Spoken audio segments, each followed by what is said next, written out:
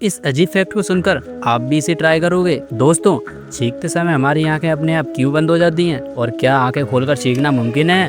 सच ये है कि आंखें खोलकर चीखना नामुमकिन है, क्योंकि जब हम चीखते हैं तो हमारा शरीर बहुत तेज प्रेशर बनाता है। इस वक्त दिमाग अपने आप एक रिफ्लेक्स एक्टिव करता है, जिससे पलकों की मांसपेशियां सिकुड़ जाती हैं और आंखें तुरंत बंद हो जाती हैं। ये एक तरह का सुरक्षा सिस्टम है, ताकि चीखते समय कोई धूल, बैक्टीरिया या प्रेशर आंखों को नुकसान न पहुंचा सके। यानी चाहे आप कितनी भी कोशिश कर लो, चीखते वक्त आंखें जरूर बंद होंगी। आप भी इसे जरूर ट्राई करें और हमें कमेंट में बताएं, क्या चीखते वक्त आप भी अपनी आंखों को रोक पाए या नहीं।